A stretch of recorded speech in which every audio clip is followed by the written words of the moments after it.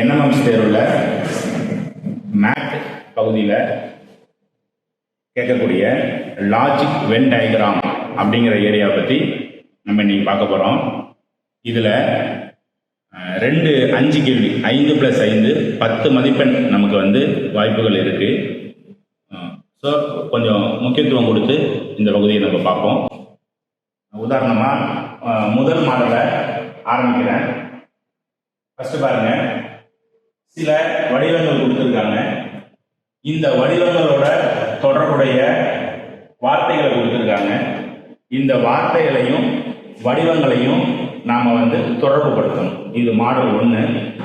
இந்த வடிவங்களுக்கு தொடர்பு எப்படி உருவாக்கியிருக்காங்க அப்படின்னா, இங்க கவனிங்க, இந்த ஏ படத்துல ஒரு பெரிய ஒரு யூனிட்டு, அந்த யூனிட்டுக்குள்ள ஒரு சின்ன யூனிட்டு, அதுக்குள்ள ஒரு சின்ன யூனிட் கொடுத்துருக்காங்க. பி படத்துல ஒரு பெரிய யூனிட்டுக்குள்ள ஒன்றுக்கொன்று தொடர்பில்லாத 2 சிறிய யூனிட் கொடுத்துருக்காங்க.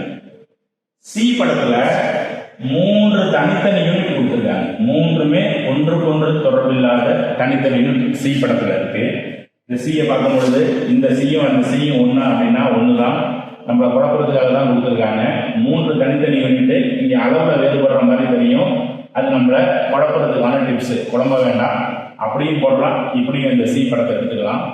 அதே போல டி படத்தை பாருங்க, ஒரு யூனிட்ல பகுதி அளவு தொடர்புடைய இன்னொரு யூனிட், இந்த 2 யூனிட் தொடர்பே இல்லாத ஒரு யூனிட். சி படம் அப்படிதான் இருக்கு. பகுதி அளவு தொடர்புடைய 2 யூனிட்டும் தொடர்பு இல்லாத ஒரு யூனிட் தனியாகவும் இருக்கு. இ படத்துல ஒரு யூனிட்டுக்குள்ள இன்னொரு யூனிட் அடங்கிடுது. 3வது யூனிட் தொடர்பு இல்லாத தனி யூனிட்டா தெரியுது. ஸோ இந்த போல தொடர்புகளை கொடுத்துருக்காங்க. நம்ம முதல்ல புரிஞ்சுக்க வேண்டியது இந்த வென் டயக்ராமுக்கு இடையேயான தொடர்புகள் தான். இப்ப கேள்விகளை பாருங்க. ஒவ்வொரு வினாவிலும் 3 கூறுகள் உள்ளன. அவை ஒற்றுமையுடன் அல்லது வேற்றுமையுடன் இருக்கலாம். கொடுக்கப்பட்ட வடிவங்கள்ல ABCD அண்ட் E இவற்றில் எந்த ஒன்று 3 கூறுகளின் உறவை சரியாக குறிக்கிறது என்பதை தேர்ந்தெடுக்கணும். ஸோ இதுதான் நமக்கான டாஸ்க்கு. ஃபர்ஸ்ட் கேள்வியை பாருங்க, 1வது கேள்வி, காய்கறிகள், உருளைக்கிழங்கு, முட்டைக்கோஸ். ஸோ இப்போ காய்கறிங்கிற ஒரு யூனிட், கண்டிப்பாக அந்த காய்கறிங்கிறது ஒரு பெரிய யூனிட்டாக தான் இருக்கணும். இந்த பெரிய யூனிட்ல உருளைக்கிழங்கும் முட்டைக்கோஸும் அடங்கிடும், காய்கறிகளும் அடங்கிடும். ஆனால் உருளைக்கிழங்கும் முட்டைக்கோஸுக்கும் தொடர்பு கிடையாது. ஸோ அப்போ உருளைக்கிழங்கு தனி யூனிட், முட்டைக்கோஸ் தனி யூனிட். ஸோ இந்த வடிவத்துக்கு ஒருத்தது யார் அப்படின்னா பி. இப்போ உடனே பின்னா நம்ம மனசு சொல்லணும், பியை போட்டுக்கலான்னு. படத்துல பி, அந்த பி ஆப்ஷன்ல எங்க இருக்கு? சிங்கிற இடத்துல இருக்கு. ஸோ இதெல்லாம் நமக்கான டெஸ்ட். பதில் பி தான், ஆனா கொடுத்துருக்கிற ஆப்ஷன்ல பி எங்க இருக்கு? சில இருக்கு. ஸோ இதை நம்ம பார்த்து தேர்ந்தெடுக்கணும். சரியா?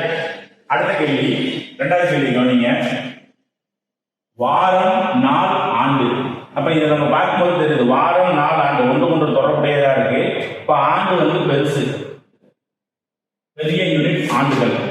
ஆண்டுகள்ங்கிற பெரிய யூனிட்டுக்குள்ள வாரத்தை அடக்கிடலாம், வாரத்துக்குள்ள நாட்களை அடக்கிடலாம். அப்ப இது மாதிரி தொடர்புல யார் இருக்கா அப்படின்னா ஏல உள்ள படம் தான் இருக்கு. வென் டயக்ராம் ஏ தான் சரி. அப்ப ஏ எங்க இருக்கு? ஆப்ஷன்ல டில இருக்கு. இந்த ஏ எங்க இந்த ஆப்ஷன்ல இருக்கு அப்படின்னா எந்த இடத்துல இருக்கு? டில இருக்கு. கொஞ்சம் ஜாக்கிரதையா நம்ம இதை கவனிக்கணும். அடுத்து 3வது படத்தை பார்ப்போம். 3வது கேள்வியை பாருங்க, நீதிபதி, திருடன், குற்றவாளி. நீதிபதி, திருடன், குற்றவாளி. இதை நம்ம பார்க்கும்போது தெரியுது, நீதிபதி தனி. இந்த திருடனும் குற்றவாளிகளுக்கும் தொடர்பு இருக்கிறதுக்கு வாய்ப்பு இருக்கு. குற்றவாளிகள்ல ஒரு பிரிவினர் திருடரா இருக்கலாம். நிறைய வகை குற்றங்கள் இருக்கு. ஸோ இப்படி பார்த்தோம்னா குற்றவாளிங்கிற பெரிய யூனிட்டுக்குள்ள திருடன் அப்படிங்கிற யூனிட்டை உள்ள வச்சிடறோம். நீதிபதி தனியாக தான் இருக்க போறாங்க, இதுல சேர முடியாது. இந்த தொடர்பு இங்க யாரு இருக்கா அப்படின்னா ஈங்கிற வென் டயக்ராம் தான் கரெக்ட். ஈங்கிற வென் டயக்ராம் நமக்கு ஆப்ஷன்ல ஏல இருக்கு. சரிங்களா? இப்போ உங்களுக்கு ஓரளவு இது புரிஞ்சிருக்கும்னு நினைக்கிறேன். 4th ஒன்று நம்மளே ரெடி பண்ணலாம். கவலை, புத்திசாலித்தனம், பலம். கவலை, புத்திசாலித்தனம், பலம் அப்படின்னு சொல்லி கொடுத்துருக்காங்க. யோசிக்கலாம். கவலை தனி, புத்திசாலித்தனம் தனி, உங்களுடைய பலமும் தனி. மூணுக்கும் தொடர்பு கிடையாது. கவலைப்படுறாங்க, புத்திசாலி தான் இருக்கலாம், இல்லாமலும் இருக்கலாம். ஸோ நம்ம மூணும் ஒன்றுக்கொன்று தொடர்பு இல்லாத கூறுகள். ஸோ இந்த கூறுகளில் நம்ம ஆன்சரை பார்த்தோம்னா தொடர்பு இல்லாத கூடியது அப்படின்னா இந்த சி தான். ஸோ இந்த சி எங்கே இருக்கு? சிலேயே இருக்கு. ஸோ அப்போ இதுதான் சரிங்களா. இந்த மாடல் உங்களுக்கு புரிஞ்சிருக்கும்னு நினைக்கிறேன். இப்போ நம்ம ஃபெமிலியர் பண்ணிக்கிறோம். இந்த மாதிரி கேள்விகள் வந்தால் என்ன செய்யணும், நம்ம ஃபெமிலியர் பண்ணிக்கிறோம். அடுத்த ஒரு 4 கேள்விகளை நம்ம எடுத்திருக்கோம். இதில் பார்த்தீங்கன்னா தெரியும், பின்வரும் வினாக்களில் 3 வகுப்புகள், அதாவது வகுப்புகள் வகைகள் கொடுத்துருக்கோம். இந்த 3 வகுப்புகளுக்கான சரியான உறவை கண்டுபிடிக்கக்கூடிய வென் டயகிராமை எடுத்துங்க அப்படின்னு சொல்லியிருக்காங்க. ஸோ முதல்ல நம்ம வென் டயகிராம் அனலைஸ் பண்ணுறோம். இது 3 ஒன்றுக்கு தொடர்பில் இருக்கிற மாதிரி இருக்கு. இங்கே பார்த்தீங்கன்னா ஒரு பெரிய யூனிட்டுக்குள்ள இன்னொரு யூனிட் அடைக்கிறோம். ஒரு யூனிட் தொடர்பு இல்லாமல் வெளியில இருக்கு. சி படத்தில் ஒரு பெரிய யூனிட்டுக்குள்ள ஒன்றுக்கு தொடர்பில்லாத 2 சின்ன யூனிட் அடைக்கிருக்காங்க. டி படத்தில் ஒரு பெரிய யூனிட்டுக்குள்ள ஒரு சின்ன யூனிட், 3வது யூனிட் வந்து 2 பேருக்குமே தொடர்பு உள்ளதும் இருக்கு, தொடர்பு இல்லாமல் இருக்கு. ஸோ இதை கவனிச்சுக்கணும். இ படத்தில் ஒரு பெரிய யூனிட்டுக்குள்ள 2 யூனிட் அடைக்கிருக்காங்க. பாதி தொடர்புல இருக்கு, பாதி தொடர்பு இல்லாமல் இருக்கு. 2 யூனிட்டுமே அப்படி இருக்கு. பட் இந்த 2 யூனிட்டுக்குள்ள தொடர்பு இல்லை. தொடர்பு இருந்துச்சுன்னா இந்த சியும் ஏவும் ஒன்னா போயிடும். ஸோ தொடர்பு இல்லை. இதை மனசில் வச்சுக்கிட்டு நம்ம உள்ள போறோம். இப்போ 5வது கேள்வி பாருங்க. உலோகங்கள் இரும்பு, குளோரின் அப்படின்னு சொல்லி கொடுத்துருப்பாங்க. நம்ம 7ஆம் வகுப்புல 8ஆம் வகுப்புல தனிமவரிசை அட்டவணை அப்படிங்கிற அந்த பாடம் பார்த்துருப்போம். தனிமங்களை பொறுத்த வரைக்கும் உலோகங்கள், அலோகங்கள், உலோக போலிகள்னு பிரிச்சிருப்போம். ஸோ அப்போ உலோகங்கள் அப்படின்னா ஒரு பெரிய யூனிட்டு. உலோகங்கள்ங்கிற யூனிட்டுக்குள்ள இரும்பு வந்துடும். ஏன்னா இரும்பு ஒரு உலோகம்.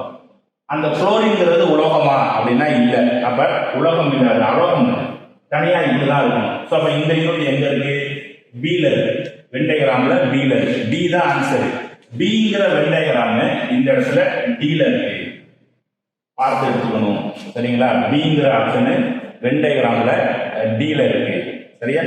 ரைட். அடுத்து 6வது கேள்வி பாருங்க. எழுத்தாளர், ஆசிரியர், ஆண்கள் அப்படின்னு சொல்லி கொடுத்துருக்காங்க. எழுத்தாளர், ஆசிரியர், ஆண்கள். இப்ப நான் ஆண்கள் ஒரு யூனிட் எடுத்துக்கிறேன். ஆண்கள்ல கொஞ்சம் பேர் எழுத்தாளராக இருக்கலாம், பெண்களும் எழுத்தாளர் இருக்காங்க. அப்ப நான் ஆசிரியர் அப்படிங்கறது என்ன செய்யலாம் அப்படின்னா, ஆண் ஆசிரியர் இருக்காங்க, பெண் ஆசிரியர் இருக்காங்க, ஆசிரியர்ல எழுத்தாளர்கள் இருக்காங்க. அப்ப 3 ஒன்று தொடர்புல இருந்தாதான் இது நீங்க எழுத்தாளர் அப்படின்னு சொன்னீங்கன்னா இவங்கள ஆசிரியர் அப்படின்னு சொன்னோம்னா இவங்கள ஆண்கள் அப்படின்னு நம்ம சொல்லலாம். அப்ப 3 ஒன்று தொடர்புல இருக்காங்க. ஸோ இந்த மாதிரி தொடர்பு எங்க இருக்கு? நமக்கு ஏல தான் இருக்கு. அப்ப 6வது கேள்விக்கு ஆப்ஷன் ஏ. ஆப்ஷன் ஏ ஏலே இருக்கு அப்படிலாம். சரியா? புரியும் நினைக்கிறேன். 7வது கேள்வி பாருங்க. நல்ல ஒரு அருமையான எடுத்துக்காட்டு. உங்களோட நம்மளுடைய சமூக அறிவியல், புவியியல் விஷயத்தை இது சோதிக்குது பாருங்க. கேரளா, பீகார், இந்தியா. கேரளா, பீகார், இந்தியா அப்படின்னு சொல்லியிருக்காங்க.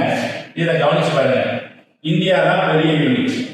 இந்தியாங்கிற பெரிய யூனிட்ல ஒரு பார்ட்டு கேரளா, ஒரு பார்ட்டு பீகார். 2மே தொடர்பு இல்லை. கேரளா தனியா இருக்கு, பீகார் தனியா இருக்கு. ஸோ நம்ம பார்த்தோம்னா அந்த இதோட தொடர்புடைய வென் டயகிராம் சி. சி எங்க இருக்கு நீங்க தேடணும். சிங்கிறது ஏலேயே இருக்கு. நம்ம அதை எடுத்துக்கலாம். இப்ப 8வது கேள்வி பார்த்தீங்கன்னா தெரியும். செங்கல், வீடு, பாலம் அப்படின்னு சொல்லி கொடுத்துருக்காங்க. செங்கல் அப்படிங்கிறது நம்ம எடுத்துக்கிட்டோம்னா செங்கலை வச்சு பொதுவா வீடும் கட்டலாம், பாலம் கட்டலாம். வீட்டுக்கும் பாலத்துக்கும் தொடர்பு கிடையாது. ஸோ இப்போ இதுதான் சரியான தொடர்பு அந்த வென் டயகிராமா இருக்கும். இது போல உள்ளது எங்க இருக்கு அப்படின்னா ஆப்ஷன் ஈல இருக்கு. இதுல ஆப்ஷன் இ எங்க இருக்கு அப்படின்னா ஈங்கிறது பில இருக்கு. இப்படி நம்ம கவனத்தை செலுத்தி நம்ம அதை கண்டுபிடிக்க வேண்டியதுதான் இந்த பகுதிகள் இருக்கு. சரியா? இப்ப அடுத்த மாடல் பார்க்க போறோம். இந்த லாஜிக் வென் டயகிராம்ல அடுத்த மாடலுக்கு நம்ம மூவ் ஆகுறோம். நீங்க 9வது கேள்வி பாருங்க. நம்மள்ட்ட ஒரு டயகிராம், அதாவது இதுவரைக்கும் நம்ம தொகுப்பா பார்த்தோம். ஒரு 4-5 டயகிராம் கொடுத்து கீழே அதுக்கான தொடர்பு கொடுத்துருந்தாங்க. அது போலவும் கேள்வி வரலாம். ஒரு தொடர்பு ஒரு டயகிராம் அப்படிங்கிற கேள்வியும் வரலாம். ஸோ அதுக்காக தான் இங்கே நம்ம கொடுத்துருக்கோம். 9வது கேள்வி பாருங்க. இங்க கொடுத்துட்டாங்க ஒரு பெரிய யூனிட், அதுக்குள்ள சின்ன யூனிட், அதுக்குள்ள தொடர்பு இல்லாத தனித்த ஒரு யூனிட் ஒன்று கேட்குறாங்க. இதனுடைய தொடர்புடைய ஆப்ஷன்ல 4 என்ன இருக்கும் அப்படின்னு சொல்லி கேட்குறாங்க. இப்போ இங்க பாத்தீங்கன்னா விலங்குகள்ல ஒரு யூனிட் இருக்கணுமா, பூச்சி இருக்கணுமா, கரப்பாம்பூச்சி இருக்கணும் அப்படின்னு சொல்றாங்க. அப்போ விலங்குகள்ங்கிற யூனிட்டுக்குள்ளேயே பூச்சி வந்துடுது, பூச்சிக்குள்ள கரப்பாம்பூச்சி வந்துடுது. ஆனால் இங்கே தனியாக போகிற மாதிரி இருக்கு. ஸோ அது வாய்ப்பு ரொம்ப கம்மி. அடுத்து பார்த்தீங்கன்னா விலங்குகள்ங்கிற ஒரு யூனிட்ல ஆண்கள் இருக்கணும், பெண்கள் இருக்கணும் அப்படின்னு சொல்றாங்க. ஸோ விலங்குகள்னு ஒரு பெரிய யூனிட்டுக்குள்ள ஆண் பெண் 2 யூனிட்டுமே உள்ள அடங்கிடும். ஸோ அப்போ அதையும் நம்ம இந்த டயக்ராம் செய்ய முடியாது. அடுத்து பாருங்க, சீல பாருங்க, மாநிலங்கள், மாவட்டங்கள், யூனியன் பிரதேசம் சொல்லியிருக்காங்க. ஸோ இப்போ மாநிலம்னு ஒரு பெரிய யூனிட் எடுத்துக்கிட்டோம்னா, மாநிலம் அப்படின்னு ஒரு பெரிய யூனிட் எடுத்துக்கிட்டோம்னா அதுக்குள்ள மாவட்டம் அடங்கிடுது. இந்த மாநில மாவட்டம் இல்லாம தனித்த ஒன்றா யூனியன் பிரதேசம் இருக்கும். சம்மொழிகள் இந்த இடத்துல நமக்கு அப்ளை ஆகுது. சம்மொழியில் படிச்சிருப்பீங்க, மாநிலங்கள் யூனியன் பிரதேசம்னு பார்த்துருப்போம். ஸோ மாநிலத்துக்குள்ள மாவட்டங்கள் வந்துடுது, யூனியன் பிரதேசம் தனியாக வந்துடுது. ஸோ இந்த இடம் நமக்கு இப்படி தான் ஒர்க் அவுட் ஆகும். சரிங்களா? ஸோ அப்போ நமக்கு இந்த இடத்துல நமக்கு சரியான ஆன்சரு சியா தான் இருக்கும். இது ஒரு வகை. 10வது கேள்வி பார்த்தீங்கன்னா இன்னொரு வகை இருக்கு. சுச்சுவேஷன் நம்மகிட்ட சொல்லிடுறாங்க. இந்த சுச்சுவேஷன் தகுந்த மாதிரி ஒரு லாஜிக் வெண்டைகிராம நம்ம உருவாக்கணும். உருவாக்குற வெண்டைகிராம் எப்படி இருக்கணும் அப்படின்னு சொல்லி கேட்குறாங்க. இதில் கேள்விகளை தான் நம்ம புரிஞ்சுக்கணும். சில கிரிக்கெட் வீரர்கள் டென்னிஸ் விளையாடுகிறார்கள், கொஞ்சம் பேர் டென்னிஸ் விளையாடுறாங்க, சரி. சில டென்னிஸ் வீரர்கள் ஹாக்கி விளையாடுறாங்க, சரி. எந்த கிரிக்கெட் வீரரும் ஹாக்கி விளையாடுவதில்லை. ஸோ அப்போ 3 தொடர்பு கொடுத்துட்டாங்க. இப்போ இந்த தொடர்பை நீங்கள் பார்த்தீங்கன்னா கிரிக்கெட்டும் டென்னிஸையும் தொடர்பு படுத்துறாங்க. அடுத்ததுல டென்னிஸையும் ஹாக்கியையும் தொடர்பு படுத்துறாங்க. அப்ப காமனா உள்ளவர் டென்னிஸ், இது டென்னிஸ்னு வச்சுக்கிறோம். காமனா உள்ளவர் டென்னிஸ். கிரிக்கெட் வீரர்கள் டென்னிஸ் ஆடுகிறார்கள், அப்ப இது கிரிக்கெட். இவன் கிரிக்கெட் விளையாடுறான், கிரிக்கெட் விளையாடுறவங்க டென்னிஸ் விளையாடுறாங்க. இன்னொன்று என்ன சொல்றாங்க, சில டென்னிஸ் வீரர்கள் ஹாக்கி விளையாடுறார்கள் அப்படிங்கிறாங்க. அப்ப டென்னிஸ் வீரர்கள் ஹாக்கி விளையாடுறார்கள், சரி. ஏன் அதை பற்றி நம்ம லிங்க் பண்ணல அப்படின்னா இந்த க்ளூ இருக்கு. எந்த கிரிக்கெட் வீரரும் ஹாக்கி விளையாடுவதில்லை. கிரிக்கெட்டையும் ஹாக்கியையும் ஒன்னா சேர்க்கக்கூடாது, ரெண்டத்தையும் நம்ம என்ன செய்யணும், தனித்தனியாக தான் வைக்கணும். அப்படி பார்த்தா இந்த டயக்ராம் தான் கரெக்டாக இருக்கும். ஸோ இந்த டயக்ராம் எங்க இருக்கு? ஆப்ஷன் சில இருக்கு. ஸோ இந்த கேள்விக்கான பதில் சி. சரியா? இப்போ லாஜிக் வென் டயக்ராமில் ஒரு ஃபர்ஸ்ட் பார்த்துட்டு இருந்தோம். டயக்ராம் போடுறது எப்படி அப்படின்னு நம்ம சொல்லிக்கிட்டு இருந்தோம். இப்போ நம்ம அதோட அடுத்த மாடல், 2வது மாடலுக்கு நம்ம நுழையிறோம். இப்போ இந்த மாடலில் என்ன பண்ணியிருக்காங்கன்னா ஒரு முக்கோணம், ஒரு சதுரம், ஒரு வட்டம், இது மாதிரி நிறைய விஷயங்களை காம்பினேஷன் பண்ணி அதற்குள்ளே இந்த போர்டில் உள்ளது மாதிரி பார்த்தீங்கன்னா எண்களை கொடுத்துருக்கலாம். சில இதில் ஸ்டாரு, முக்கோணம், அது மாதிரி குறியீடுகளை கூட அது உள்ளே நம்ம கொடுத்துருப்பாங்க. ஸோ நம்ம ஒன்று ஒன்றா மாடலுக்குள்ளே பார்ப்போம் இந்த சம்மை எப்படி சால்வ் பண்ணுறதுன்னு. இதுவும் தொகுப்பாக தான் வருது. அதாவது ஒரு படத்துலேருந்து ஒரு 4 கேள்வி, 5 கேள்வி, 3 கேள்வின்னு தொகுப்பாக வருது. இது வரைக்கும் நமக்கு 5 கேள்வி வரைக்கும் கேட்டிருக்காங்க. ஸோ இந்த படத்தை பாருங்கள். கேள்வியை பார்த்தீங்கன்னா கீழ்காண வரைபடத்தை ஆராய்ந்து கேள்விகளுக்கு பதிலளிக்கவும். இந்த வரைபடம் எப்படி இருக்குது அப்படின்னா ஒரு முக்கோணம் இருக்குது, ஒரு வட்டம் இருக்குது, ஒரு சதுரம் இருக்குது, சாரி ஒரு செவ்வகம் இருக்குது. ஸோ இதுக்குள்ளே நம்மளை ஆராய் பண்ண சொல்லியிருக்காங்க. நம்ம பார்த்துக்கிறோம், ஓரளவு நம்ம இதில் பார்த்துக்கிறோம். 3ஆம் நம்பர், 2ஆம் நம்பர், 5, 8, 1, 9, 4 இந்த மாதிரி நம்பர்கள் இருக்குது. இதில் ஃபர்ஸ்ட் கேள்வி பாருங்க, எல்லா வடிவங்களிலும் உள்ள எண் எது அப்படின்னு சொல்லி கேட்டிருக்காங்க. ஏதாவது ஒரு நம்பர் இருக்கணும், அந்த நம்பர் எல்லா ஃபிகருக்குள்ளேயும் உள்ள வந்துருக்கணும். இப்போ எடுத்துக்காட்டாக இந்த 9 எடுத்துக்கிட்டோம் அப்படின்னா 9 பார்த்தீங்கன்னா முக்கோணத்தில் மட்டும்தான் இருக்கு. சரி, இந்த 1 எடுத்துக்கிட்டோம்னா 1ங்கிறது சதுரத்துக்குள்ளேயும் முக்கோணத்துக்குள்ளேயும் இருக்கு. இந்த 2 கவனிங்க, சதுரத்துக்கு இந்த செவ்வகத்துக்குள்ளேயும் இருக்கு, முக்கோணத்துக்குள்ளேயும் இருக்கு, வட்டத்துக்குள்ளேயும் இருக்கு இந்த 2. அப்ப இந்த இடத்துல பாத்தீங்கன்னா நமக்கு 17ஆம் கேள்விக்கான விடையா என்ன வரும் அப்படின்னா இந்த 2 தான் வரும். 2 எங்க இருக்கு? 7 இருக்கு. இதை நம்ம எடுத்துக்கலாம். கேள்வியை பாருங்க, எல்லா வடிவங்களிலும் உள்ள எண் எது? அப்போ ஒரு நம்பரை நம்ம சூஸ் பண்ணணும். நம்ம சூஸ் பண்ற நம்பரு கொடுத்துருக்கிற 3 வடிவத்தில் இருக்கணும். இந்த இடத்துல 3 வடிவம், 4 வடிவம் இருந்தாலும் 4. ஸோ அந்த கேள்விகளையும் படத்தையும் நம்ம லிங்க் பண்ணி புரிஞ்சுக்கணும். அடுத்தது பாருங்க, 18ஆம் கேள்வி பாருங்க, 2 வடிவங்களில் மட்டுமே உள்ள எண் எது அப்படின்னு சொல்லி கேட்டிருக்காங்க. 2 வடிவங்கள்ல மட்டுமே இருக்கணும், 2 வடிவத்தில் இருக்கணும். ஸோ நம்ம இதில் போயிட்டு எது 2 வடிவம் அப்படின்னு தேடுறது ஒரு மெத்தடு, கொஞ்சம் டைம் ஆகும். அதுக்கு பிறகு என்ன செய்யலாம் அப்படின்னா ஆப்ஷன்லேருந்து போகும். இந்த ஆப்ஷனை கவனிங்களேன். ஃபர்ஸ்ட் ஆப்ஷன் 2,1ன்னு சொல்லி கொடுத்துருக்காங்க. இங்கே வர இந்த 2ங்கிறது 3 வடிவத்தில் இருக்கு. இப்போதான் நம்ம சொன்னோம், மேலே கொடுத்துருக்கோம் 3 வடிவத்தில் எல்லா வடிவமும் சொல்லியிருக்கோம். ஸோ கண்டிப்பாக இந்த ஆப்ஷன் வராது, இதை நம்ம ஒமிட் பண்ணிடலாம். அடுத்த ஆப்ஷன் போகிறோம், 5,1. இப்போ 5 எடுத்துக்கிறேன். இந்த 5 எடுத்தேன்னா 5 யாருக்குள்ள மட்டும் இருக்கு? முக்கோணத்துக்குள்ளேயும் வட்டத்துக்குள்ளேயும் இருக்கு. Right, okay, 5 ஒத்துக்கலாம். ஒன்று ஒன்று யாருக்குள்ள இருக்கு? முக்கோணத்துக்குள்ளேயும் செவ்வகத்துக்குள்ளேயும் இருக்கு. ஸோ அப்போ இந்த ஆப்ஷன் ஆப்டா இருக்கு, கரெக்ட். கிட்டத்தட்ட இந்த ஆப்ஷன் நம்ம சரி அப்படிங்கிற முடிவுக்கு வந்துடும். இருந்தாலும் பக்கத்து ஆப்ஷன்லாம் என்ன இருக்குன்னு ஒரு தடவை பார்த்துக்கிறோம். பக்கத்து ஆப்ஷன் 5ல் ஆரம்பிக்குது, இன்னொரு நம்பர் 9ல் இருக்கு, 9 தனிச்சா இருக்கு. ஸோ அப்போ கண்டிப்பாக இந்த ஆப்ஷன் கிடையாது. இங்கேயும் பார்த்தீங்கன்னா 9 வந்துருச்சு, கிடையாது. ஸோ இப்போ இந்த ஆப்ஷன் நம்பர் தைரியமாக நம்ம எடுத்துக்கலாம். ஆப்ஷன் பி 5 மற்றும் 1 இல்லையா? அதே போல அடுத்த கேள்வி பாருங்க, முக்கோணத்தில் மட்டுமே உள்ள எண் எது? முக்கோணத்துல மட்டுமே இருக்கணும். இப்ப 5ன்னு சொன்னீங்கன்னா அது முக்கோணத்திலையும் வட்டத்திலையும் இருக்கு. 1ங்கிறது முக்கோணத்திலையும் செவ்வகத்திலையும் இருக்கு. இப்ப இந்த 9 தான் முக்கோணத்துல மட்டுமே இருக்கு. ஸோ 9 எங்க இருக்கு? ஆப்ஷன் டில இருக்கு. ஸோ அப்ப இதுதான் சரி. சரியா? இப்ப லாஜிக் வென் டயக்ராம்ல அடுத்த மாடல் பார்க்க போறோம். இப்போ இங்கே என்ன பண்ணியிருக்காங்க பார்த்தீங்கன்னா, கேள்விகளை புரிஞ்சுக்கிங்க. கீழே உள்ள வரைபடத்தில் 3 வட்டங்கள் வெவ்வேறு பிரிவினரை குறிக்கிறாங்க. அந்த பிரிவினர் தொடர்பாக நிறைய நம்பர் கொடுத்துருக்காங்க. A to E வரைக்கும் நம்பர் கொடுத்துருக்காங்க, EF வரைக்கும் கொடுத்துருக்காங்க. ஒவ்வொரு சுற்றுலையும் நம்ம பொருத்தமான ஒரு தொடர்பை எடுத்து நம்ம கண்டுபிடிக்கணும் அப்படின்னு சொல்லியிருக்காங்க. ஸோ நம்ம இங்கே பார்த்தீங்கன்னா தெரியுது, சைனீஸு, பெயிண்டரு, மியூசிஷியன் அப்படின்னு சொல்கிறாங்க. ஸோ அப்போ சீனர்கள் அப்படிங்கிறவங்க, பெயிண்டருங்கிறவங்க என்ன சொல்லியிருக்காங்க அப்படின்னா சித்திர கலைஞர்கள் அப்படின்னு தமிழ் வார்த்தையும், அந்த இசையமைப்பாளர் அப்படிங்கிற வார்த்தையும் நமக்கு பயன்படுத்தியிருக்காங்க. ஸோ இப்போ இதில் என்ன நடந்திருக்கு அப்படின்னா, நமக்கு முதல் கேள்வி பாருங்க, இசைக்கலைஞர் அல்லாத சீன சித்திர கலைஞர். அப்ப அவர் இசைக்கலைஞரா இருக்கக்கூடாது, சீனாவை சார்ந்த ஒரு சித்திர கலைஞரா இருக்கணும். அப்ப இசைக்கலைஞரா இருக்கக்கூடாதுன்னா இந்த வட்டத்துக்குள்ள அவர் வரக்கூடாது, இந்த வட்டத்துக்குள்ளேயே அவர் வரக்கூடாது. ரைட், இந்த வட்டத்திலேருந்து அவர் எடுத்துட்டோம், தூக்கி வெளில போட்டுட்டோம்.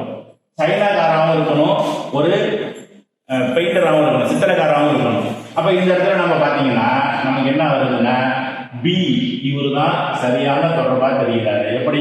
சைனாக்கார ஆளாகவும் இருக்காரு, ஒரு இசைக்கலைஞராகவும் அதாவது ஒரு சித்திரக்காராகவும் இந்த இடத்துல இருக்காரு. பி எங்க இருக்கு அப்படின்னா, பி ஏல இருக்கு. உங்களுக்கு தொடர்பு புரியும் நினைக்கிறேன், நல்லா கூர்ந்து கவனிக்கணும்.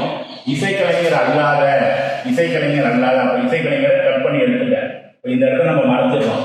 இப்ப என்ன செய்யணும்? சீன சித்திர கலைஞர், சீனாவை சார்ந்த சித்திர கலைஞரா இருக்கணும் அப்படின்னா சைனாக்காரும் சித்திரக்காரும் சேர்ந்த இடம் பி தான். ஸோ நமக்கு அந்த பி தான் ஆப்ஷனா வந்திருக்கு. சரியா? அடுத்து 2வது கேள்வி பாருங்க, சீனரும் இசைக்கலைஞரும் அல்லாத சித்திர கலைஞர். நல்ல கேள்வியை கவனிச்சு பார்க்கணும். சைனாக்காராவும் இருக்கணும், சீனரும் இசைக்கலைஞரும் அல்லாத சித்திர கலைஞர், சைனாக்காரா இருக்கக்கூடாது. அடுத்து இசைக்கலைஞரும் இருக்கக்கூடாது, ரைட்டு. இப்ப உங்களுக்கு யார் ஒரு சித்திரக்காரர் பெயிண்டரா இருக்கணும். அப்ப இதுல இல்லாத பெயிண்டர் யாருன்னா எஃப் மட்டும்தான். அப்ப நமக்கு ஆன்சர் எஃப் சீல இருக்கு. உங்களுக்கு புரியும் நினைக்கிறேன், நல்லா புரிஞ்சுங்க. சீனரும் இசைக்கலைஞரும் அல்லாத, சைனரையும் தூக்கிட்டோம், இசைக்கலைஞரையும் தூக்கிட்டோம், எஃப் மட்டும்தான் பாக்கி இருக்கு. சரியா? அடுத்து சித்திரக்கலைஞர் அல்லாத இசைக்கலைஞர் ஆகிய சீனர் யாரு வரக்கூடாது? சித்திரக்கலைஞர் வரக்கூடாது, சித்திரக்கலைஞரே இருக்கக்கூடாது. சித்திரம் பெயிண்டர் அப்படியே எடுத்துக்கிறோம், பெயிண்டரை ரிமூவ் பண்ணிடுறோம். இப்ப என்ன பாக்கி யார் வேணும்? இசைக்கலைஞர் ஆகிய சீனர். இசைக்கலைஞர் இருக்கணும், சைனாவும் இருக்கணும். இசைக்கலைஞர் சைனா 2 பேருக்கும் பொதுவான இருக்கிற ஆளு டி தான். அப்ப டி இங்க எங்க இருக்காங்க? டி ஏல இருக்கு. ஸோ அப்ப நமக்கான ஆப்ஷன் ஏ இதுதான். சரியா? புரியும் நினைக்கிறேன். அடுத்த கேள்வி பாருங்க, சீன சித்திரக்கலைஞர் மற்றும் இசைக்கலைஞர், அவரு சைனாவை சார்ந்தவராகவும் இருக்கணும், இசைக்கலைஞராகவும் இருக்கணும், சித்திரக்கலைஞராகவும் இருக்கணும். அப்ப இதுதான் சைனாவை சார்ந்தவராகவும் இருந்து ஒரு சித்திரக்கலைஞராகவும் இருந்து ஒரு இசைக்கலைஞராகவும் இருக்கணும்னா எல்லாம் சந்திக்கக்கூடிய இந்த இடம் தான். அந்த இடத்துல யார் இருக்கா அப்படின்னா சிங்கிற அந்த எழுத்து தான் இருக்கு. ஸோ இந்த கேள்விக்கு சரியான ஆன்சர் சி. சி எந்த ஆப்ஷன்ல இருக்குன்னு பார்க்கணும், சி ஆப்ஷன்ல தான் இருக்கு. ஸோ அப்ப இதுதான் சரியா இருக்கும். சரிங்களா? இது ஒரு மாடல். இந்த மாடலை நம்ம இப்படிதான் சால்வ் பண்ணணும். இப்ப நம்ம லாஜிக் வென் டயக்ராம்ல நான் சொல்லியிருந்தேன் 2 படங்கள் 3 படங்கள் வச்சு பார்த்துருந்தோம். ஒரு வட்டம், ஒரு முக்கோணம், ஒரு செவ்வகம் வச்சு பார்த்துருந்தோம். இப்போ நம்ம அடுத்த பார்ட்டு 4 டயக்ராம் வச்சு இந்த படம் கொடுத்துருக்காங்க. இந்த படத்தை பார்த்தீங்க தெரியும். ஒரு வட்டம் இருக்கு, ஒரு சதுரம் இருக்கு, ஒரு அருங்கோண வடிவம் இருக்கு, ஒரு முக்கோணம் இருக்கு. ஸோ இதுல இருந்து எப்படி கேள்விகள் நம்மளை கேட்கலாம் அப்படின்னு சொல்லிட்டு ஸோ கொஞ்சம் இது ஹையஸ்ட் டிஃபிகல்ட் லெவலுக்கு நம்ம போயிருக்கோம். ஸோ இப்படியும் கேள்வி இருக்கு அப்படின்னு நம்ம புரிஞ்சுக்கிறதுக்காக ஒரு கொஞ்சம் கடினமான ஒரு பகுதியை நம்ம கவனத்தில் எடுத்துக்கிறோம். ஸோ இந்த கேள்விக்குள்ள போவோம். ஃபர்ஸ்ட் கேள்வி பாருங்க, எல்லா வடிவங்களிலும் உள்ள எண் எது? ஃபர்ஸ்ட் கேள்வி, எல்லா வடிவங்களிலும் உள்ள எண் எது? நம்ம ஆப்ஷன்ல என்ன போனால் நம்ம ஈஸியாக இருக்கும். இப்போ வந்து 3 எடுத்துக்கிறோம். இப்போ இந்த 3 சொல்லியிருக்காங்க. 3 பார்த்தோம்னா 3 சதுரத்தில் இருக்கு, முக்கோணத்தில் இருக்கு, வட்டத்தில் இருக்கு. எதுல இல்லை? அருங்கோணத்தில் இல்லை. ஸோ அப்போ 3 இல்லை. 3ங்கிறது இல்லை அப்படின்னு நம்ம முடிவு பண்ணிடலாம். ரைட், 3 கிடையாது. அடுத்து 4 இருக்கா அப்படின்னு சொல்லி பார்க்குறோம். 4ங்கிறது சதுரத்திலையும் வட்டத்திலையும் தான் இருக்கிறது, முக்கோணத்தில் கூட இல்லை, அருங்கோணத்துலையும் இல்லை. 4 இல்லை. 6 இருக்கான்னு பார்க்குறோம். 6ங்கிறது முக்கோணத்திலையும் வட்டத்திலையும் தான் இருக்கு, மற்ற 2 வடிவங்களில் இல்லை. இல்லை. இந்த கேள்விகளுக்கு மேற்கண்ட எதுவும் இல்லை அப்படிங்கிறது ஆன்சராக இருக்கு. நம்ம என்ன நினச்சிட்டு இருக்கோம்? மேற்கண்ட எதுவும் இல்லை ஆன்சராக வராதுன்னு நினச்சிட்டு இருக்கோம். ஸோ கொடுக்கலாம். ஒரு கொஸ்டின் பேப்பரில் ஒரு ஆப்ஷனில் மேற்கண்ட எதுவும் இல்லைன்னு கொடுத்தா அந்த கொஸ்டினை கூடுதல் கவனத்துடன் நம்ம வந்து பரிசீலிக்கணும். சரிங்களா? அடுத்து பாருங்க, 2 வடிவங்களில் மட்டுமே உள்ள எண்களின் கூட்டுத்தொகை எவ்வளவு? 2 வடிவங்களில் இருக்கிற எண்களுடைய கூட்டுத்தொகை. 2 வடிவத்தில் உள்ள எண்ணு மட்டும் எதுன்னு சொன்னா நம்ம எடுத்து போட்டுற போறோம். அப்படி கேட்கல, 2 வடிவத்தில் உள்ள எண்ணோட கூட்டுத்தொகை கேட்டிருக்காங்க. இப்ப இந்த படத்தை பார்த்தீங்கன்னா தெரியும். 2 வடிவத்தில் இப்ப இந்த 4 எடுத்துக்கலாம். இந்த 4ங்கிறது பார்த்தீங்கன்னா வட்டத்திலையும் இருக்கு, நம்ம செவ்வகத்திலையும் இருக்கு. அப்ப ஒரு நம்பர் வந்து 4. 2 வடிவத்தில் உள்ள ஒரு நம்பர் 4. இந்த மாதிரி இந்த 2 பாருங்க, 2 வடிவத்திலையும் இருக்கு, வட்டத்திலையும் இருக்கு, செவ்வகத்திலையும் இருக்கு. 2 இப்படியே நவந்து வந்தோம்னா இந்த 3ங்கிறது 3 வடிவத்தில் வந்துடுது. இந்த 6, அந்த 6 பாருங்க முக்கோணத்திலையும் வட்டத்திலையும் இருக்கு. ஸோ 2 வடிவம். அப்படியே வந்தோம்னா 7ங்கிறது வட்டத்தில் மட்டும்தான் இருக்கு.